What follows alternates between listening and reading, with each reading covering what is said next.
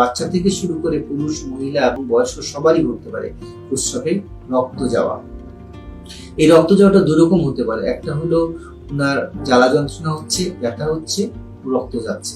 আরেকটা হতে পারে ওনার জ্বালা যন্ত্রণা হচ্ছে না, ব্যথা হচ্ছে না, হঠাৎ করে প্রস্রাবে রক্ত গেল, কয়েকবার গেল, আবার বন্ধ হয়ে গেল। এই জ্বালা যন্ত্রণা যাওয়ার সাথে রক্ত যাওয়া আর জ্বালা যন্ত্রণা কোনো ধরনের ব্যথা ছাড়া রক্ত যাওয়া দুটোই খারাপ। তার মধ্যে বেশি খারাপ হচ্ছে কোনো ধরনের ব্যথা, বেদনা, জ্বালা যন্ত্রণা ছাড়া যদি রক্ত যায়। আমরা ডাক্তারি ভাষায় বলে থাকি পেইনলেস হেমাচুরিয়া, অর্থাৎ প্রস্রাবে রক্ত যাচ্ছে কিন্তু তার কোনো উপসর্গ, অন্য কোনো উপসর্গ হচ্ছে না। ইটস মোর ডেঞ্জারাস এবং এটা মারাত্মক কোনো রোগের থেকে এটা হতে পারে। এটা পরীক্ষা নিরীক্ষা করলেই আমরা জেনে যেতে পারবো। কাজে রক্ত গেলে আমাদের অবশ্যই চিকিৎসকের শরণাপন্ন হতে হবে।